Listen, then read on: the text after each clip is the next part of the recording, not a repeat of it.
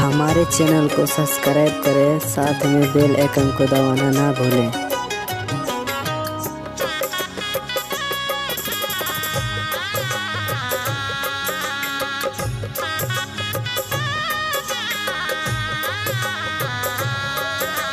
गाना किसी का भी होगा, धमाका डीजे महेश का ही होगा।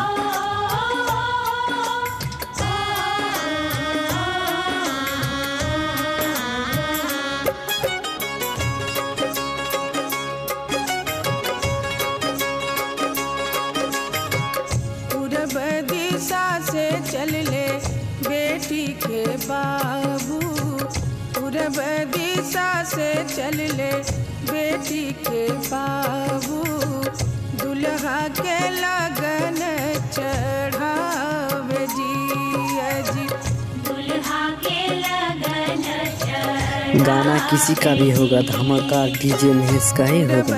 दिशा से चल ले बेटी के बाबू, दुल्हा के लगन चढ़ावे। आप सुन रहे हैं डीजे महेश को अपनी आवाज में। दुल्हा के लगन चढ़ावे जी।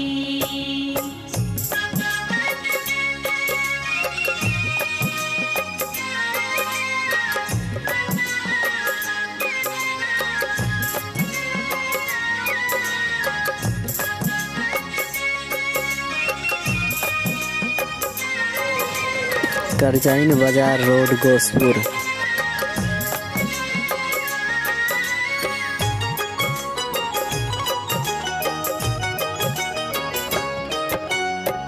धोतिया पियर लियले रेशमी चदरिया जी, धोतिया पियर लियले रेशमी चदरिया जी, मोहराली हले बेसुमार जी, मोहराली हले बेसुमार जी।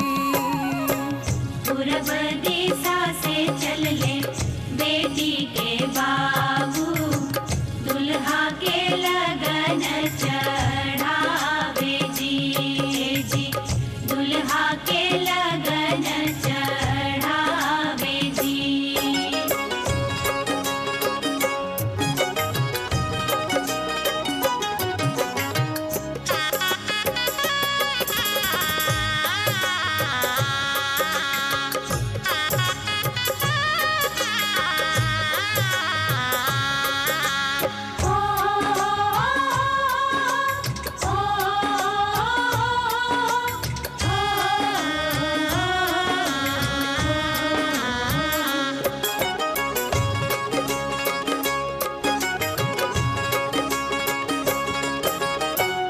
अपनी महलिया से निकले बेटा के दादा, अपनी महलिया से निकले बेटा के दादा, मनवा रहत मुस्कात जी, मनवा रहत मुस्कात जी।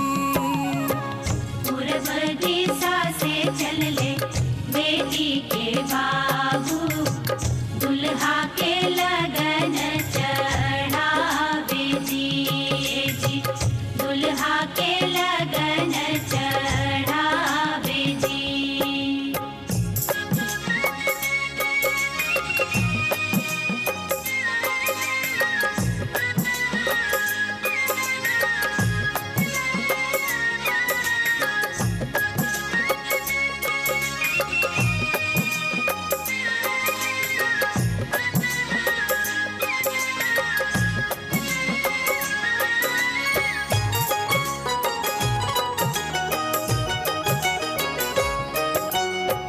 लगन रची बरची गरवा में गईले जी, लगन रची बरची गरवा में गईले जी, समधी के करे सत्कार जी, समधी के करे सत्कार जी।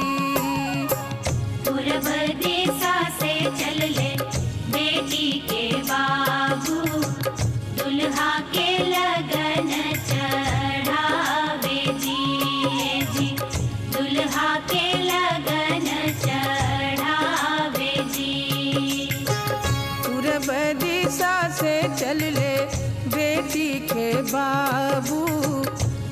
के ला